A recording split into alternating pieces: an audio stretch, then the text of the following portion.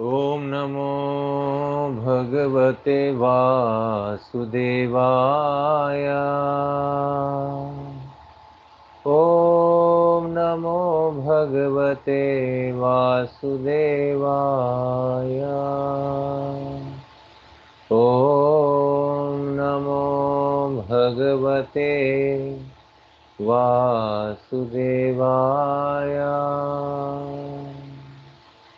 ओम अज्ञानतिमिरन्धस्य ज्ञानाञ्जनशलाकया चक्षुरुन्मिलितं येन तस्मै श्रीगुरवे नमः। श्रीचैतन्यमनोभीष्टं स्थापितं येन भूतले स्वयं रूप कदा मह्यं ददाति स्वपदान्तिकं। वन्देऽहं श्रीगुरोः श्रीयुतः पदकमलं श्रीगुरुर्वैष्णवांश्च श्रीरूपं सार्गजातं सहगण रघुनाथान्वितं तं सजीवं साद्वैतं सावधूतं परिजनसहितं कृष्णचैतन्यदेवं श्रीराधा कृष्णपादां सहगण ललिता श्रीविशाखान्वितांश्च नमः। ओं विष्णुपादाय कृष्णप्रेष्ठाय हे भक्तिवेदांत स्वामिनिति नामिने नमस्ते सरस्वते देवे गौरवाणी प्रचारिणे निर्विशेषा शून्यवादी पाश्चात्य देशतारिणे नमो महावदन्याय कृष्ण प्रेम प्रदायते कृष्णाय कृष्ण चैतन्य नामिने गौरद्विषे नमः। हे कृष्ण करुणा सिंधु दीनबंधु जगतपते गोपेश गोपिका कांत श्री राधा कांत नमोस्तुते। तप्त कांचन गौरांगी श्री राधे वृंदावनेश्वरी वृषभानुसुते देवी प्रणमामि हरिप्रिये। वाञ्छाकल्पतरुभ्यश्च कृपा सिन्धुभ्यैव च पतितानां पावनेभ्यो वैष्णवेभ्यो नमो नमः। जय श्री कृष्ण चैतन्य प्रभु नित्यानंद श्री अद्वैत गदाधर शिवासदि गौर भक्तवृंद। हरे कृष्ण कृष्ण कृष्ण हरे हरे हरे राम राम राम हरे हरे। हरे कृष्ण कृष्ण कृष्ण हरे हरे हरे राम राम राम हरे हरे। हरे कृष्ण कृष्ण कृष्ण हरे हरे हरे राम राम राम हरे हरे। मुखं करोति वाचालं पंगुं लंघयते गिरिं यत्कृपातमहं वन्दे श्रीगुरुदीनतारिणं परमानन्दमाधवं श्रीचैतन्य ईश्वरम्। जय विष्णुपाद परमहंस परिवाजकाचार्य अष्टो तत्सत श्री श्रीमद् चरणारविंद भक्ति वेदांत स्वामी शील प्रभुपाद की जय। इस्कॉन बीवीटी फाउंडर आचार्य भक्ति वेदांत स्वामी शील प्रभुपाद की जय। जय विष्णुपाद परमहंस कृष्ण कृपा मूर्ति भक्ति सिद्धांत सरस्वती गोस्वामी शील प्रभुपाद की जय। कोटि वैष्णव वृंद की जय। नामाचार्य श्री हरिदास ठाकुर की जय। प्रेम से कहो श्री कृष्ण चैतन्य प्रभु नित्यानंद श्री अद्वैत गदाधर शिवासदि गौर भक्त वृंद की जय। श्री श्री राधा कृष्ण गोप गोपीनाथ श्याम कुंड राधा कुंड गिरि गोवर्धन की जय। श्री वृंदावन मथुरा धाम की जय। श्री क्षेत्र श्री पंढरपुर धाम की जय। श्री श्री विठ्ठल रुक्मिणी भगवान की जय। श्री श्री जगन्नाथ बलदेव सुभद्रा मैया की जय। श्री श्री जगन्नाथ पुरी धाम की जय। श्री श्री भक्ति प्रदायिनी विंध्य देवी तुलसी महारानी की जय। हरिनाम संकीर्तन की जय। शील पोपा ट्रांसेंडेंटल बुक डिस्ट्रीब्यूशन की जय। श्री रूप सनातन भट्ट रघुनाथ श्री जीव गोपाल भट्टदास रघुनाथ प्रभुगण की जय। ताई गौर प्रेमानंदे सभी भक्तों की जय जयकार हो। सभी भक्तों की जय जयकार हो। सभी भक्तों की जय जयकार हो। श्री श्री गुरु और गौरांग की जय जयकार हो। हरे कृष्णा। श्री रूप गोस्वामी द्वारा रचित श्री उपदेशामृत श्लोक नंबर 5 दोहराएंगे। कृष्णेति यस्य गिरितं मनसा द्रियेत दीक्षास्ति चेत प्रणतिभिश्च भजन्त्यमीशम् शुश्रूषया भजन विज्ञमनन्यमन्या निन्दादिशून्यरिदमित्सितसङ्गलब्ध्या कृष्णेति यस्य गिरितं मनसा द्रियेत दीक्षास्ति चेत प्रणतिभिश्च भजन्त्यमीशम् शुश्रूषया भजन विज्ञमनन्यमन्या निन्दादिशून्यरिदमित्सितसङ्गलब्ध्या कृष्णेति यस्य गिरितं मनसा द्रियेत दीक्षास्ति चेत प्रणतिभिश्च भजन्त्यमीशम् शुश्रूषया भजन विज्ञमनन्यमन्या निन्दादिशून्यरिदमित्सितसङ्गलब्ध्या। अनुवाद। मनुष्य को चाहिए कि जो भक्त भगवान कृष्ण के नाम का जप करता है उसका मन से आदर करें। उसे चाहिए कि वह उस भक्त को सादर नमस्कार करे जिसने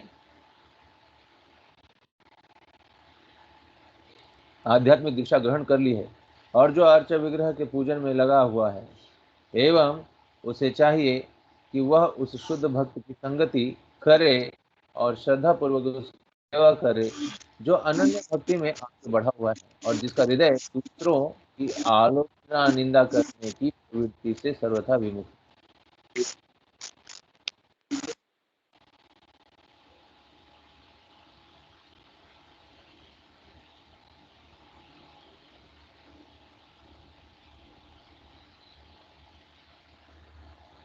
तात्पर्य अभय चरण रविंद्र भक्ति वेदांत स्वामी श्रील प्रभुपाद के द्वारा। श्रील प्रभुपाद की जय।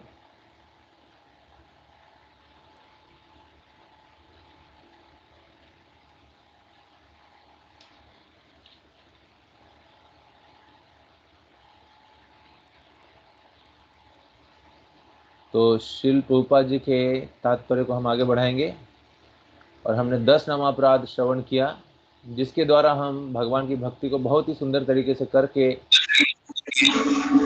सकते हैं। तो जितना हम ज़्यादा अपराध टालेंगे उतनी ही जल्दी हम भक्ति में आगे बढ़ेंगे। यह भक्ति का सबसे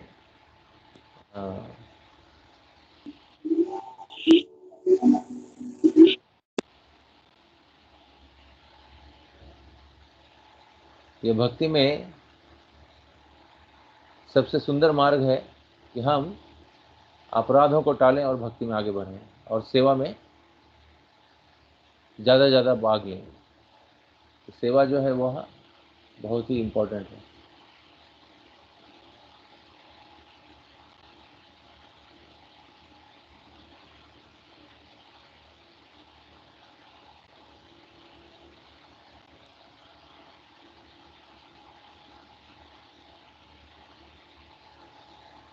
हरे कृष्ण। तो श्रील प्रभुपाद जी के तात्पर्य को हम आगे बढ़ाते हुए, कृष्ण के पवित्र नामों का कीर्तन इतना उत्कृष्ट है कि यदि कोई अपराधों से सावधानी से बचते हुए हरे कृष्ण महामंत्र का जप करता है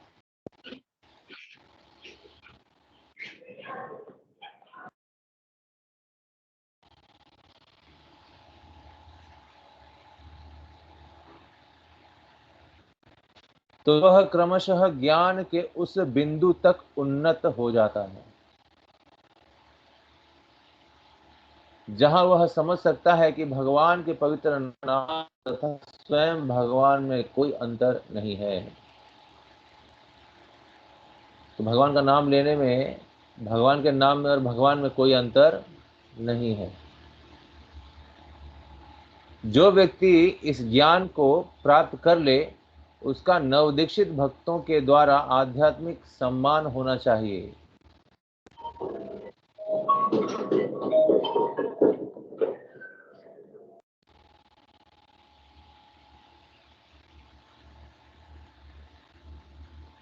उसे यह भली भांति जान लेना चाहिए कि निरपराध भाव से भगवान नाम का कीर्तन किए बिना वह कृष्ण भावनामृत में प्रगति के लिए सुयोग्य पात्र नहीं बन सकता। और इसको श्री चैतन्य चरितामृत से बताया गया है, याहार कोमल श्रद्धा से कनिष्ठ जान, क्रमे क्रमे ते हो भक्त होइबे उत्तम। तो बहुत ही सुंदर ये मध्य लीला में बताया गया है चैतन्य चरितामृत के, याहार कोमल श्रद्धा से कनिष्ठ जन, क्रमे क्रमे ते हो भक्त होइबे उत्तम। अर्थात जिसकी श्रद्धा कोमल तथा अदृढ़ हो, सुदृढ़ नहीं अदृढ़, और श्रद्धा कैसी हो, कोमल, तो जिसकी श्रद्धा कोमल तथा अदृढ़ हो वह नवसिखिया कहलाता है। अर्थात वह अभी अभी सीख रहा है भक्ति को, इसलिए उसकी श्रद्धा बहुत कोमल है, भक्ति में दृढ़ नहीं है और अदृढ़ है। लेकिन इस विधि का क्रमशः पालन करते हुए वह प्रथम श्रेणी के भक्त के पद तक ऊपर उठ जाएगा। तो इसे ही धीरे धीरे यदि हम पालन करेंगे, निष्ठा पूर्वक ध्यान पूर्वक अभ्यास रोज करेंगे, तो रोज क्या अभ्यास करना है, तो हमें 16 माला का रोज जप करना चाहिए। तो 16 माला यह 24 घंटे में हमें करना है। इसको हम क्यों नहीं कर पा रहे हैं? कई लोग एक माला 10 साल से कर रहे हैं और कई लोग 10 दिन में ही 16 माला करने लग गए। कारण क्या है? कारण यह है कि उनकी भक्ति में रुचि आ गई है। तो भक्ति में जो रुचि आती है यह भगवान की कृपा का ही फल है कि हम भगवान की 16 मालाएं हैं करने के लिए तैयार हो गए हैं और 16 माला कर रहे हैं। तो 24 घंटे में 2 घंटा 16 माला करना है और सुंदर भगवान का भोग भगवान को दिखाना है और प्रसाद के रूप में रोज ग्रहण करना है। यह 2 कार्य नित्य रूप से जब हम करना शुरू करते हैं और भगवान के प्रचार कार्य में अनेक अनेक सेवाओं को करने के लिए हम प्रारंभ कर देते हैं, तो इसको क्रमशः धीरे धीरे आगे करते हुए हम भक्ति में दृढ़ हो जाते हैं, अदृढ़ से दृढ़ हो जाते हैं। कोमल श्रद्धा से क्या हो जाता है? श्रद्धा पूरी तरह से परिपक्व हो जाती है। तो यह परिपक्व करना हमारे हाथ में है। यदि हम इसी तरह से अपने आप को कोमल श्रद्धा में और अदृढ़ अवस्था में रखेंगे और हम अपनी माला जब भी कभी 2 करेंगे, कभी 4 करेंगे, कभी करेंगे ही नहीं, कभी बहुत सारा कर लेंगे, तो यह नित्य नियम से न करने का परिणाम ऐसा होगा कि हमारी श्रद्धा जो है कोमल ही बनी रहेगी। और कोमल श्रद्धा का परिणाम यह होता है कि वह भक्ति को पूरी तरह से गंभीरता से पकड़ नहीं पाता और इसी कारण से वह कोमल श्रद्धा को अगर वो पूरी तरह से ऊपर नहीं उठा पाएगा तो उस कोमल श्रद्धा में धीरे धीरे रहते हुए आगे जा करके वह भक्ति से गिर भी सकता है। इसलिए कोमल और अदृढ़ श्रद्धा को हमें धीरे धीरे अभ्यास करते हुए भक्तों के साथ सेवा में भाग लेते हुए बहुत ही अटेंटिव, बहुत ही एक लेजी और क्रेजी जो है वह आदत जो है हमें टाल देनी चाहिए। हमें लेजी भी नहीं होना चाहिए और क्रेजी भी नहीं होना चाहिए। बहुत ही फुर्तीला ढंग से हमें सेवा करना चाहिए, बहुत ही बुद्धिमानी विवेक पूर्वक सेवा करना चाहिए और ऐसी सेवाओं से हमारी भक्ति में दृढ़ता और परिपक्वता आनी प्रारंभ हो जाती है। तो भक्ति में परिपक्वता आने का अर्थ क्या है? भक्ति में परिपक्वता आने का अर्थ यह है कि हमारी 16 माला जो है नियम पूर्वक हो रही है, सबसे पहला। दूसरा, हम भगवान का भोग ही खाते हैं, प्रसाद ही खाते हैं, अन्य कुछ नहीं खाते और पूरी तरह से हम पूरी तरह से उसको स्वीकार करते हैं। तीसरा है सत्संग से जुड़े रहते हैं। चौथा है श्रील प्रभुपाद जी की पुस्तकों को अच्छे से हम पढ़ते हैं। श्रील प्रभुपाद जी की पुस्तकों को पढ़ना यह बहुत ही अनिवार्य है। जैसे शरीर के लिए भोजन होता है उसी तरह से आत्मा के लिए यह प्रभुपाद जी की पुस्तक जो है बहुत ही मायने रखती है, मूल्यवान है, तो इसको कम से कम आधा घंटा से पौने घंटा रोज पढ़ने का प्रयास कीजिए। आप किस तरह से पढ़ सकते हैं इसको? कहीं जा रहे हैं, किताब आप अपने बैग में रखिए, समय मिला खोल करके पढ़ना शुरू कीजिए। और इस तरह से यदि आप सोचेंगे कि कभी हमें समय मिलेगा, मैं आराम से बैठ के पढ़ूंगा, ये कभी होगा नहीं, और इसका कभी इंतजार भी मत कीजिए। चलते फिरते जहां भी आप काम करने जा रहे हैं, जैसे भी जा रहे हैं, इससे उसमें थोड़ा सा समय निकाल करके थोड़ा थोड़ा पढ़ना है। आप देखेंगे कि आपको बहुत ही दृढ़ता आ रही, और इस तरह से आप सेवा में भी भाग लेंगे। अनेक अनेक जिम्मेदारियों की सेवाएं रहती हैं जिसमें आप सब लोग पार्टिसिपेट करेंगे, तो आपको पूरी तरह से भगवान में मन लगाने के लिए सरल हो जाएगा। अभी आगे जन्माष्टमी आने वाली है, शिल प्रभुपाद जी का आविर्भाव दिवस आने वाला है, तो शिल प्रभुपाद जी के बारे में आप पढ़ना आरंभ कर सकते हैं, कृष्ण के बारे में पढ़ना आरंभ कर सकते हैं। शिल प्रभुपाद जी ने किस तरह से हरिनाम का प्रचार किया पूरे विश्व में, कृष्ण भगवान का किस तरह से जन्म हुआ, कैसे कैसे असुरों को मारा उन्होंने, तो इन सारे असुरों का क्या क्या डेस्टिनेशन हुआ, क्या क्या स्थान मिला उनको भगवान के हाथों से मरने के उपरांत, तो इन सारी लीलाओं को पढ़ने के आधार पर हम अपनी भक्ति को जो है दृढ़ कर सकते हैं। तो ये हमें कभी सोचना नहीं चाहिए कि हम 16 माला कर रहे हैं या 16 माला तक आ गए तो भक्ति हमारी पूरी हो गई। नहीं, ये भक्ति कभी पूरी होती नहीं है। ये भक्ति हमेशा लता कैसे बढ़ती रहती है, उसको रुकने का कोई स्थान ही नहीं है, वो कहीं रुकती नहीं है, वो केवल बढ़ती है। उसी तरह से भक्ति भी हमारी बढ़ती है। हम उसमें भाग ना लेकर के उसको रोकने का प्रयास करते हैं, लेकिन हमारे हृदय के अंदर जो है भक्ति वो बढ़ती है। उस बढ़ती हुई भक्ति को हम यदि साधना नहीं करेंगे तो वह काटने के समान हो जाती है। भगवान हमें पूरी तरह से मौका देते हैं, सहयोग करते हैं कि वह क्या करें, हमारी साधना में जितना वह सहयोग कर सकते हैं, भक्तों के संग के द्वारा, बुद्धि के द्वारा, शास्त्र के द्वारा, सेवा के द्वारा, इन सारे चीज़ों को हमें पकड़ना चाहिए और अपनी बुद्धिमानी और विवेक से उसको कार्यशील करना चाहिए। यह है भक्ति में मैच्योरिटी, परिपक्वता। यदि हम उस परिपक्वता को नहीं ला पा रहे हैं तो यह हमारे साधना में, हमारे बुद्धि में यह सब गड़बड़ चल रही है।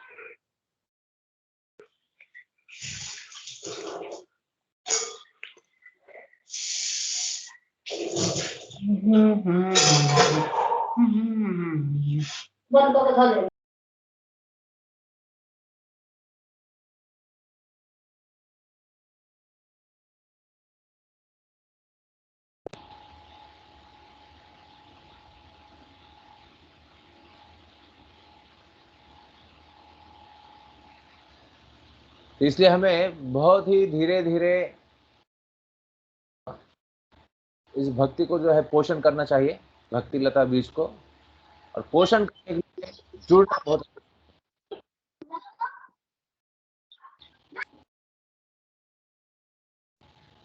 हम यदि जुड़ेंगे ही नहीं तो पोषण ही नहीं होगा भक्ति का। कई लोग बिना जुड़े ही भक्ति को पोषण करने का प्रयास करते हैं, घर में ही भक्ति करते हैं, मनमाने ढंग से करते हैं, कभी भी आते हैं मंदिर और अनेक अनेक वर्ष बीत जाने के बाद कहते हैं कि हम तो इतना माला कर रहे हैं, हम तो भक्ति कर रहे हैं, लेकिन वो भक्ति होती ही नहीं है। वह भक्ति के नाम पर और कुछ होता रहता है। तो सबसे पहला है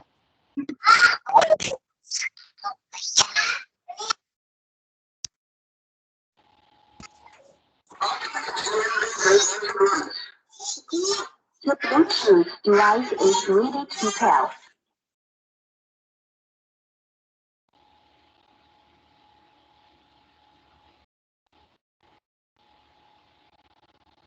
तो सबसे पहले है भक्ति से जुड़ना।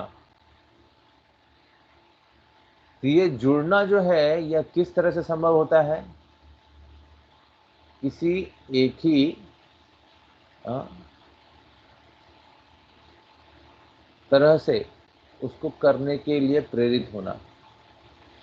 हम कभी कभी भक्ति 10 तरह से करना चाहते हैं, 10 तरह के वचनों को सुन करके, बातों को सुन करके मन में 10 विचार आते हैं।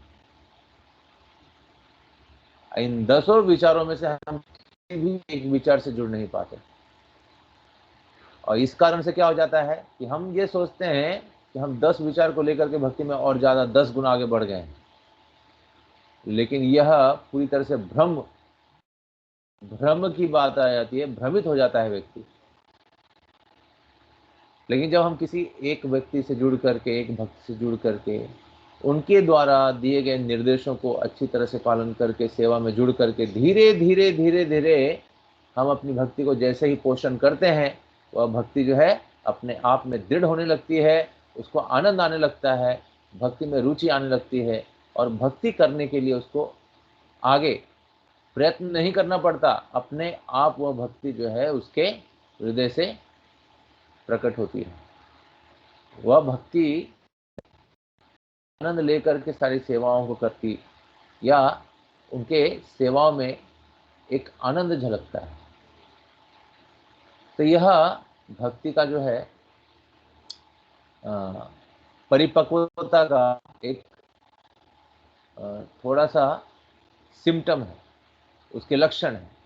यह लक्षण हमारे अंदर प्रकट होंगे तो वह नवसखिया कहलाता है। लेकिन इस विधि का क्रमशः पालन करते हुए वह प्रथम श्रेणी के भक्त के पद तक ऊपर उठ जाएगा। इसलिए हर चीज में परिपक्वता चाहिए। हम कोई भी सेवा कर रहे हैं उसमें डिसिप्लिन चाहिए।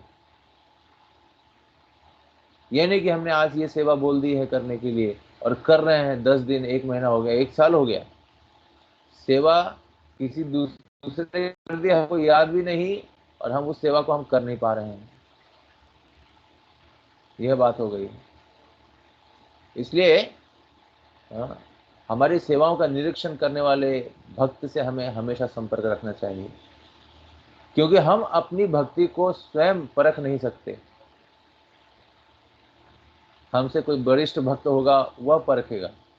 इसे संपर्क में रहेंगे तब हम अपनी भक्ति में क्या नुकसान हो रहा है, क्या कमी हो रही है, कहाँ पे कैसे गलती हो रही है, इन सारी गलतियों को हमें जानने के लिए अपने से वरिष्ठ भक्तों से संपर्क में रह करके अपनी भक्ति को पूरी तरह से पोषण करने के लिए उतारू रहना चाहिए।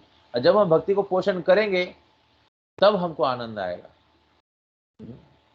तो यह हमारे हाथ में है, भगवान के हाथ में नहीं। तो प्रत्येक व्यक्ति अपने भक्ति जीवन का शुभारंभ नवदीक्षित अवस्था से करता है, किंतु यदि वह हरिनाम जप की निर्धारित संख्या को ढंग से पूरा करता है तो वह क्रमशः उत्तम अधिकारी के उच्चतम पद को प्राप्त करता है। कृष्ण भावनामृत आंदोलन नित्य 16 माला जप करने की संस्तुति करता है, क्योंकि पाश्चात्य देश लोग माला पर अधिक काल तक जप करते हुए एकाग्र नहीं रह सकते, अतएव न्यूनतम संख्या में जप करने का निर्धारण किया गया है। किंतु श्रील भक्ति सिद्धांत सरस्वती ठाकुर कहा करते थे कि जब तक कोई कम से कम 64 माला 1 लाख नाम जप न कर ले तब तक उसे पतित माना जाना चाहिए, और उनकी गणना के अनुसार हम सब पतित जैसे हैं। किंतु चूंकि हम परमेश्वर की सेवा पूरी गंभीरता तथा छल कपट के बिना करने के लिए प्रयत्नशील रहते हैं, अतएव हमें परम पतित पावन श्री चैतन्य महाप्रभु की कृपा की आशा है। जब श्री चैतन्य महाप्रभु के से महान भक्त सत्यराज खान ने पूछा कि वैष्णव को किस तरह पहचानना चाहिए, चैतन्य महाप्रभु से एक महान भक्त सत्यराज खान जो थे, उन्होंने पूछा कि हमें वैष्णव को किस तरह से पहचानना चाहिए, तो महाप्रभु ने उसका उत्तर दिया। क्या उत्तर दिया?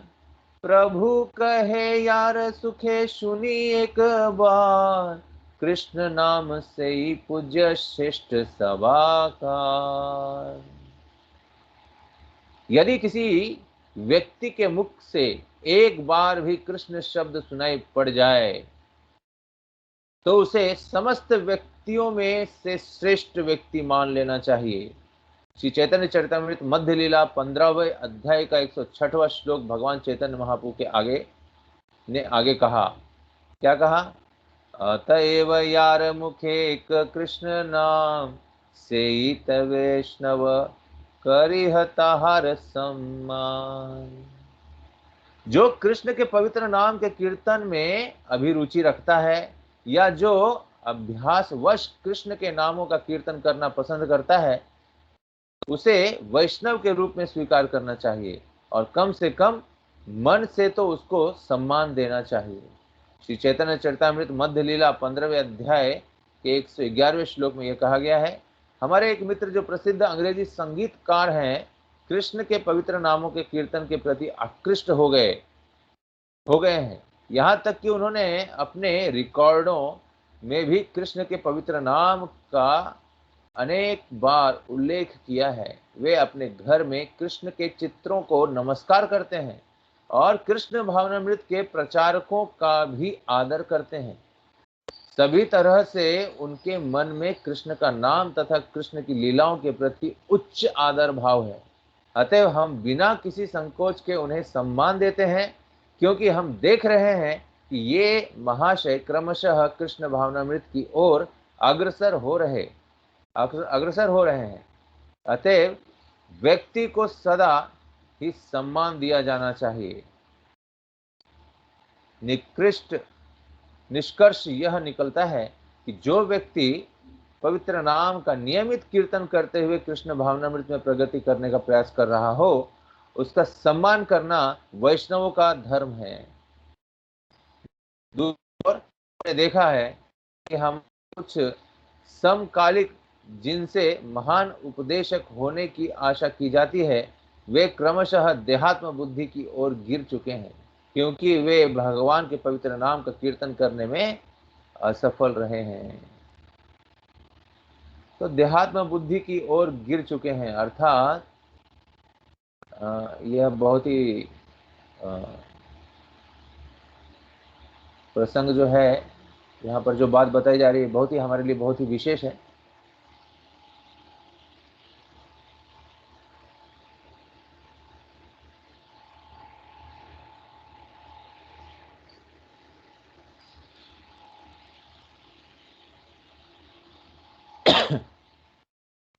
निष्कर्ष यह निकलता है कि जो व्यक्ति पवित्र नाम का नियमित कीर्तन करते हुए कृष्ण भावनामृत में प्रगति करने का प्रयास कर रहा हो, उसका सम्मान करना वैष्णवों का धर्म है। तो यह लाइन जो है हमें हमेशा स्मरण रखनी चाहिए।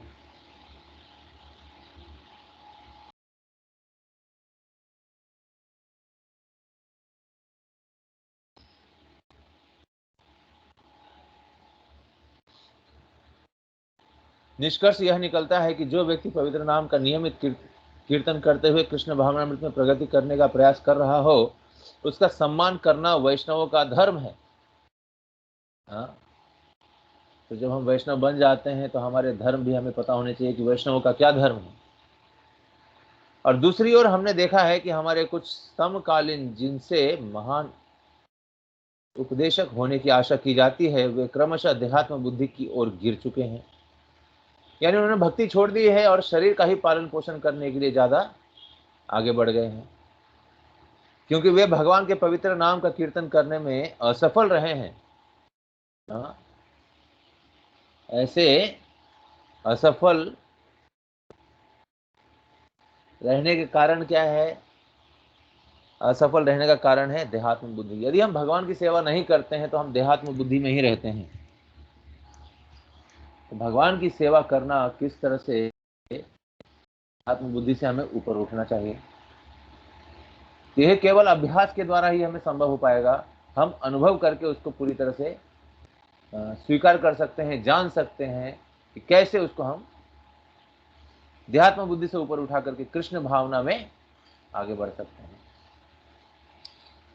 इस देहात्म बुद्धि को पूरी तरह से ऊपर उठाने के लिए हमें भगवद गीता के 15वें अध्याय का सुबह और शाम पाठ करना चाहिए, जिससे कि हम जान सकें कि यह शरीर किस तरह से प्रकृति के द्वारा भगवान की सेवा करने के लिए ही मिला है। जिस तरह से प्रकृति भगवान की सेवा कर रही है, उसी तरह से प्रकृति के द्वारा दिया गया यह शरीर, मनुष्य शरीर जो है, बहुत ही उत्कृष्ट है भगवान की सेवा करने के लिए, कीर्तन करने के लिए, दर्शन करने के लिए, अनेक अनेक भगवान की सेवा में भाग लेने के लिए, नाम लेने के लिए। तो जिस तरह से प्रकृति जो है संपूर्ण रूप से भगवान की सेवा में लगी है, उसी तरह से हम मनुष्य भी भगवान की सेवा में लगनी चाहिए, क्योंकि मनुष्य की बुद्धि जो है बाकी जीवों से उत्कृष्ट में है, उच्च बुद्धि है। था तो ब्रह्म जिज्ञासा, वह पूछ सकती है कि मैं यहाँ पे दुख क्यों भोग रहा हूँ, क्या कारण है कि मैं भगवान से अलग हो गया हूँ, भगवान और मेरा संबंध क्या है, भगवान कौन है, जीव कौन है। ये सारे प्रश्नों के उत्तर जो है मनुष्य योनि में अपनी बुद्धि को भगवान में लगाने से, प्रश्न उत्तर करने से ये सारे उत्तर हमें प्राप्त होंगे, और उत्तर जहां प्राप्त होता है वहां पे प्रगति होती है। तो सनातन गोस्वामी को उपदेश देते समय भगवान श्री चैतन्य महाप्रभु ने भक्ति की तीन कोटि, क्या है वह? शास्त्र युक्ति नहीं जाने दृढ़ श्रद्धावान,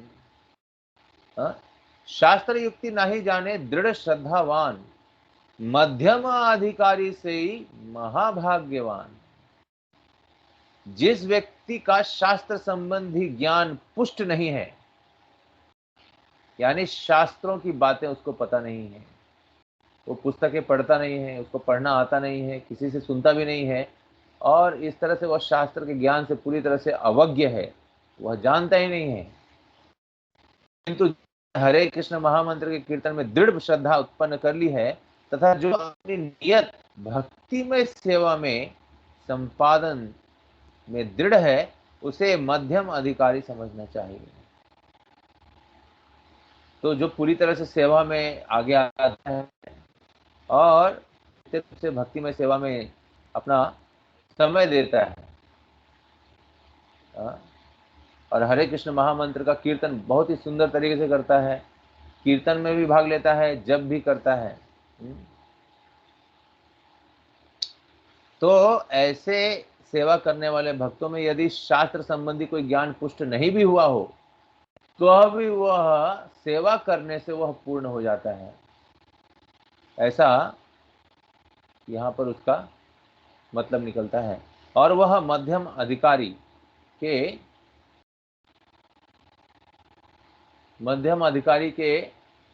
लाइन में आ जाता है वो। तो मध्यम अधिकारी का अर्थ है वह प्रचार कार्य में भाग लेता है, बुक डिस्ट्रीब्यूशन में भाग लेता है, तो भगवान के जन्माष्टमी के अनेक अनेक सेवाओं में, कलेक्शन में भाग लेता है वह, और सेवाओं को सीख करके अपने आप को सेवा में लगा करके ही रखता है। तो ऐसा व्यक्ति अनन्य अत्यंत भाग्यशाली होता है। श्री चैतन्य चरितामृत मध्य लीला 22वें अध्याय के माध्यम से मध्यम अधिकारी दृढ़ता पूर्वक श्रद्धा रखने वाला व्यक्ति होता है। तो मध्यम अधिकारी का एक लाइन में क्या अर्थ है कि वह भक्ति में दृढ़ता पूर्वक श्रद्धा रख करके सेवा करने वाला भक्त बन जाता है, चाहे उसको शास्त्र का ज्ञान हो न हो, लेकिन अपने वरिष्ठ की बातों को सुन करके वह सेवा के लिए पूरी तरह से आतुर रहता है, और उसी को मध्यम अधिकारी कहा गया है। और वास्तव में वही भक्ति की भावी प्रगति का पात्र होता है, और ऐसे दृढ़ता से श्रद्धा रख करके सेवा करने से उसको यह पात्रता मिल जाती है कि वह भक्ति में प्रगति करे। अतएव चैतन्य चरितामृत मध्य लीला 22वें अध्याय के 64वें श्लोक में कहा गया है, श्रद्धावान जन है भक्ति अधिकारी, उत्तम मध्यम कनिष्ठ श्रद्धानुसारी। मनुष्य श्रद्धा के विकास के अनुसार ही भक्ति के प्रारंभिक पद, मध्यम पद तथा उच्चतम पद पर भक्त बनने के लिए योग्य बनता है। तो जैसे जैसे उसकी श्रद्धा बढ़ेगी, वैसे वैसे उस अधिकार को प्राप्त करेगा। तो सर्वप्रथम जो है कनिष्ठ और जैसे ही हम प्रगति करेंगे मध्यम, और ज्यादा प्रगति करेंगे तो उत्तम। यह श्रद्धा के प्रकार है, और श्रद्धा अनुसार ही उसको उत्तम है, मध्यम है या कनिष्ठ है, उसकी श्रद्धा के अनुसार ही उसको रखा जाता है। ऐसा नहीं कि वो कितने साल भक्ति में हो, बात नहीं है। उसने अपने हृदय में कितना परिवर्तन विकसित किया है, कितना उसने भगवान की भक्ति को रिसीव किया है, आत्मसात किया है, उस आधार पर उसकी श्रद्धा जितनी बढ़ती है, उस श्रद्धा बढ़ने के अनुपात में ही उसको उत्तम, मध्य या कनिष्ठ समझना चाहिए। तो ये बातें जो है हमें बहुत ध्यानपूर्वक अपने दिमाग में बिठा लेनी चाहिए, इन सारी बातों को। श्रद्धा शब्द चैतन्य चरितामृत के मध्य लीला के 22वें अध्याय के 62वें श्लोक में कहा गया है, श्रद्धा शब्द विश्वास कहे सुदृढ़ निश्चय, कृष्ण सर्व कर्म कृता हया। कृष्ण की दिव्य सेवा करके मनुष्य स्वतः सारे अनुषंगिक कार्य संपन्न करता है।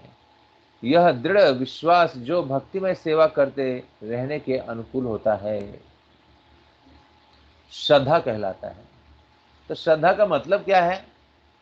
श्रद्धा का अर्थ यहां पे बताया गया है, श्रद्धा शब्दे विश्वास कहे सुदृढ़ निश्चय, कृष्ण भक्ति कैले सर्व कर्म कृत है। अर्थात केवल कृष्ण को ही सेवा में, कृष्ण को या कृष्ण के सेवा में ही रहना, एकाग्रता पूर्वक एक चित्त होकर के, दृढ़ होकर के, सुदृढ़ होकर के, तो उसको क्या कहा गया है? कृष्ण भक्ति कहा गया है। नहीं तो हम बहुतों की सेवा करेंगे और कृष्ण की भी सेवा करेंगे तो उसको कृष्ण भक्ति नहीं कहा गया है। कृष्ण भक्ति का मतलब है केवल कृष्ण की सेवा, बस, अन्य और कोई सेवा नहीं, केवल कृष्ण की सेवा। जब हम इस तरह से अपने मन को पूरी तरह से तैयार कर लेते हैं, तब हम कृष्ण भक्ति करते हैं, तब तक नहीं करते। इतना हमें पूरी तरह से अपने मन में बिठा लेना चाहिए। इसलिए इसको कहा गया श्रद्धा शब्द विश्वास कहे सुदृढ़ निश्चय, कृष्ण भक्ति कैले सर्व कर्म कृत है। यह दृढ़ विश्वास जो भक्तिमय सेवा करते रहने के अनुकूल होता है, श्रद्धा कहलाता है। श्रद्धा अर्थात कृष्ण में विश्वास, कृष्ण भावनामृत का शुभारंभ है। श्रद्धा का अर्थ है प्रबल विश्वास। प्रबल, प्रबल का अर्थ है इतना विश्वास कि उसको कोई भी शंका, आशंका या तरह तरह से जितने भी मतभेद हैं, तर्क वितर्क हैं, इन सब से उनको कोई प्रभाव नहीं पड़ता है। इसको बोलते हैं श्रद्धा। और कैसी श्रद्धा? सुदृढ़ श्रद्धा। तो इस तरह से कि दिव्य सेवा करके मनुष्य स्वतः सारे अनुषांगिक कार्य संपन्न करता है। यह दृढ़ विश्वास जो भक्ति में सेवा करते रहने के अनुकूल होता है, श्रद्धा कहलाता है। और श्रद्धा अर्थात कृष्ण में विश्वास, कृष्ण भावनामृत का शुभारंभ। श्रद्धा का अर्थ है प्रबल विश्वास। भगवद गीता का कथन है, श्रद्धावान मनुष्यों के लिए प्रामाणिक आदेश है, और कृष्ण भगवद गीता में जो कुछ भी कहते हैं उसे यथारूप में बिना किसी विवेचन के स्वीकार करना चाहिए।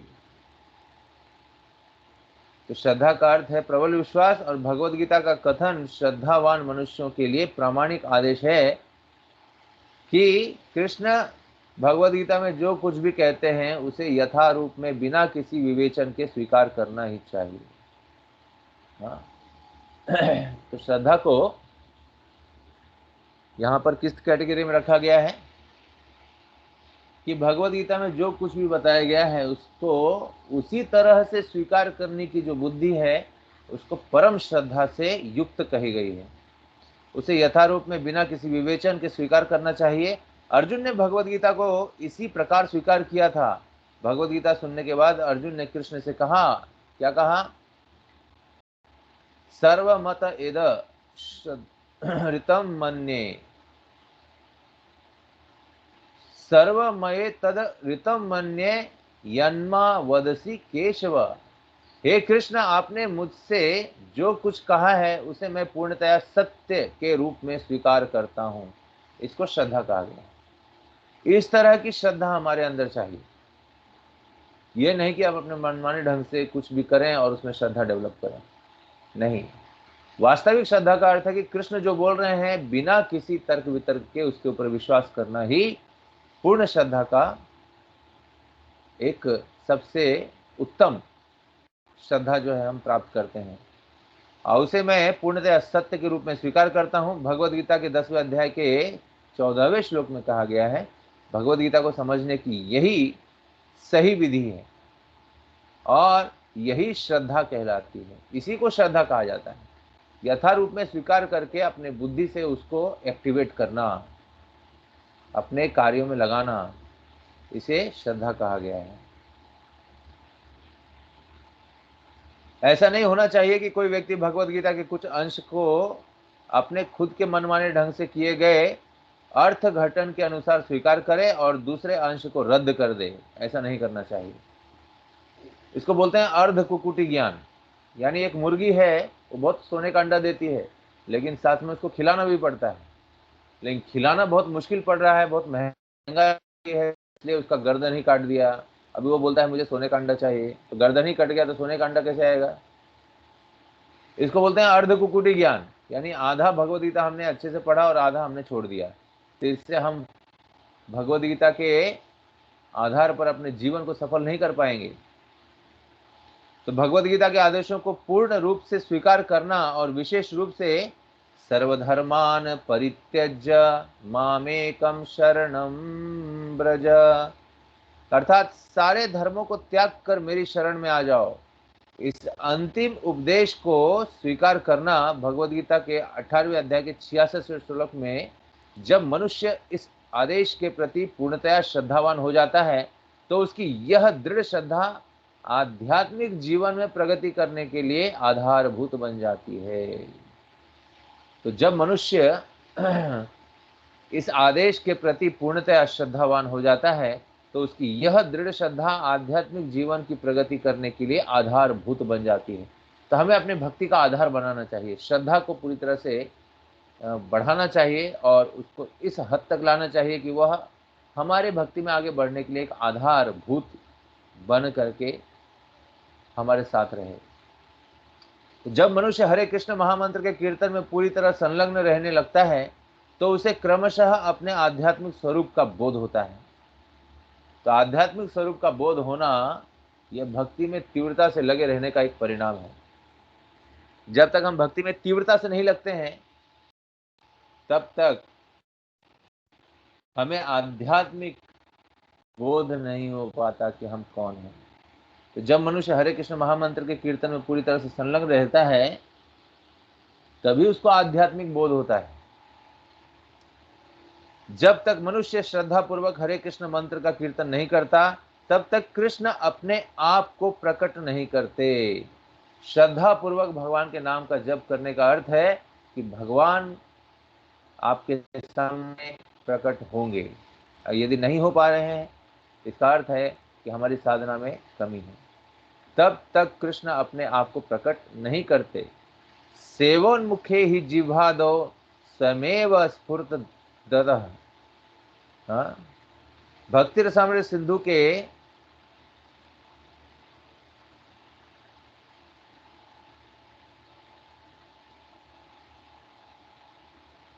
भक्ति रसामृत सिंधु में कहा गया है हम किसी कृत्रिम साधन से पूर्ण पुरुषोत्तम भगवान की अनुभूति प्राप्त नहीं कर सकते। कृत्रिम साधन का अर्थ क्या है? बिना किसी परंपरा के हम भगवान का नाम लेंगे, यह कृत्रिम हो जाता है। कृत्रिम नहीं बनने का सबसे बड़ा एक फायदा है कि हम भगवान को प्राप्त कर लेते हैं। यदि हम कृत्रिम बन जाते हैं तो कृत्रिम बनने से हमें बहुत प्रयास करना तो पड़ता है लेकिन भगवान नहीं मिलते हैं। तो यह कृत्रिम साधन से पूर्ण पुरुषोत्तम भगवान की अनुभूति प्राप्त नहीं हो सकती। हमें श्रद्धा पूर्वक भगवान की सेवा में लग जाना होगा। ऐसी सेवा जीव से प्रारंभ होती है। सेवोन्मुखे ही जिह्वा दो। हरे कृष्णा कृष्णा कृष्णा हरे हरे, हरे राम राम राम हरे हरे। तो इस तरह से जीवा से हमें कीर्तन करने के लिए शुरुआत करनी चाहिए। यही सर्वप्रथम सेवा है, जिसका अर्थ यह है कि हमें सदैव भगवान के पवित्र नामों का कीर्तन करना चाहिए और कृष्ण प्रसाद ग्रहण करना चाहिए। कृष्ण के नामों का कीर्तन और कृष्ण प्रसाद ग्रहण करना चाहिए। हमें न तो कोई अन्य कीर्तन करना चाहिए, न प्रसाद के सिवा किसी अन्य वस्तु को स्वीकार करना चाहिए। तो हमें एक तो कीर्तन करना चाहिए और भगवान के प्रसाद के सिवाय अन्य कोई चीज स्वीकार नहीं करना चाहिए। ऐसा हम अपने इंद्रियों को, मन को प्रशिक्षण देना चाहिए, अभ्यस्त कर देना चाहिए। और यही अभ्यास हमारी भक्ति में आगे बढ़ने के लिए सबसे उत्तम होगा। जब इस विधि का श्रद्धापूर्वक पालन किया जाता है, तब भगवान स्वयं ही भक्त के समक्ष प्रकट होते हैं। और श्रद्धापूर्वक जैसे ही हम इसका पालन करते हैं, भगवान स्वयं हमारे सामने जो है प्रकट हो जाते हैं। जब कोई व्यक्ति अपने आप को कृष्ण के सनातन सेवक के रूप में जान लेता है, तो वह कृष्ण की सेवा के अतिरिक्त और किसी चीज में रुचि नहीं लेता। तो अपने आप को कृष्ण के सनातन सेवा के रूप में जब वो जान लेता है, पूरी तरह से अनुभव कर लेता है, परिपक्व हो जाता है, तब वह और किसी चीज में रुचि नहीं रखता। वह सदैव कृष्ण का चिंतन करता हुआ, कृष्ण के पवित्र नाम के प्रसार हेतु साधनों की खोज करता हुआ सोचता है कि उसका एकमात्र कार्य विश्व भर में कृष्ण भावनामृत आंदोलन का प्रसार करना है। ऐसे व्यक्ति को उत्तम अधिकारी मानना चाहिए और वह खुद भी अपना उद्धार करता है और प्रचार करके दूसरों का उद्धार करने की भी इच्छा रखता है और कृष्ण भावनामृत आंदोलन को आगे बढ़ाता है, तो उसको उत्तम भक्त के रूप में मानना चाहिए। ऐसे व्यक्ति को उत्तम अधिकारी मानना चाहिए। और 6 विधियों के अनुसार ददाति प्रतिगृह्णाति गुह्यम आख्याति पृच्छति भुंजते भोज्यते चैव षड्विधम प्रीति लक्षणम। इन 6 विधियों को पालन करना चाहिए, तुरंत उसकी संगति स्वीकार करनी चाहिए, निस्संदेह प्रगत उत्तम अधिकारी वैष्णव भक्त को गुरु रूप में स्वीकार करना चाहिए। जो कुछ पास में हो उन्हें समर्पित करना चाहिए, क्योंकि यह आदेश है कि मनुष्य के पास जो कुछ भी हो वह गुरु को दे दिया जाए। विशेषतया ब्रह्मचारी से आशा की जाती है कि वह अन्यों से भिक्षा मांगकर गुरु को प्रदान करे, किंतु स्वरूप सिद्ध हुए बिना किसी को महाभागवत अर्थात उन्नत भक्त के आचरण का अनुकरण नहीं करना चाहिए, क्योंकि ऐसे अनुकरण से अंततः पतन होता है। तो हमें अनुकरण नहीं, अनुसरण करना चाहिए, उनसे सीख करके अपने जीवन में उसको उतारने का प्रयास करना चाहिए। इस श्लोक में श्री रूप गोस्वामी भक्त को कम से कम इतना बुद्धिमान बनने के लिए उपदेश देते हैं जिससे वह कनिष्ठ, मध्यम तथा उत्तम अधिकारी में अंतर कर सके। तो हमें इतना बुद्धिमान तो होना चाहिए कि हम कनिष्ठ हैं, मध्यम है या उत्तम है, और जो उत्तम है, कनिष्ठ है या मध्यम है, उनको अपने से उच्च भक्ति में जो लगे हुए हैं उनकी सेवा, उनकी आज्ञा का पालन करने का प्रयास करना चाहिए तथा उत्तम अधिकारी में अंतर कर सके। भक्त को अपनी स्थिति भी जान लेनी चाहिए और किसी उच्च पद पर स्थित भक्त का अनुकरण करने का प्रयास नहीं करना चाहिए। तो हमें भक्तों का अनुकरण नहीं, अनुसरण करना चाहिए। इस संबंध में श्रील भक्ति विनोद ठाकुर ने कुछ व्यवहारिक संकेत दिए हैं। उत्तम अधिकारी वैष्णव को के इस सामर्थ्य के आधार पर पहचाना जा सकता है कि वह अनेक पतित आत्माओं को वैष्णव मत में बदल देता है। इसे शिल पोपा जी कहा करते थे कि आप नए नए भक्तों को प्रचार करो, प्रचार करने से ही हम भक्ति में आगे बढ़ पाएंगे। जब तक कोई उत्तम अधिकारी का पद प्राप्त न कर ले तब तक उसे गुरु नहीं बनना चाहिए। एक नवदीक्षित वैष्णव या मध्यावस्था पद को प्राप्त वैष्णव भी शिष्य बना सकता है, लेकिन ऐसे शिष्यों को उसी स्तर का होना चाहिए और यह जान लेना चाहिए कि उसके अपर्याप्त मार्गदर्शन में ऐसे शिष्य जीवन के चरम लक्ष्य की ओर ठीक से प्रगति नहीं कर सकते। कैसे भक्त? हाँ, लिखा गया है कि लेकिन ऐसे शिष्यों को उसी स्तर का होना चाहिए और यह जान लेना चाहिए कि उसके अपर्याप्त मार्गदर्शन में ऐसे शिष्य जीवन के चरम लक्ष्य की ओर ठीक से प्रगति नहीं कर पाते। अर्थात हमने ठीक से यदि अपने वरिष्ठ के शब्दों को स्वीकार नहीं किया है और अपने मनमाने ढंग से चल रहे हैं तो हम प्रगति नहीं कर पाएंगे। अतएव शिष्य को सतर्क रहना चाहिए कि गुरु के रूप में उत्तम अधिकारी को ही स्वीकार करें। तो शिष्य को हमेशा सतर्क रहना चाहिए और अपने से उत्तम अधिकारी, हमसे जो बड़े चढ़े भक्त हैं, उनकी संगति करके उनको अपना एक आदर्श मान करके भक्ति में प्रगति करना चाहिए। तो यह बहुत ही गंभीर, यहाँ पे यह जो आज का जो संवाद था बहुत ही गंभीर था, और कनिष्ठ, मध्यम और उत्तम अधिकारी के मध्य और किस तरह से हम अपनी श्रद्धा को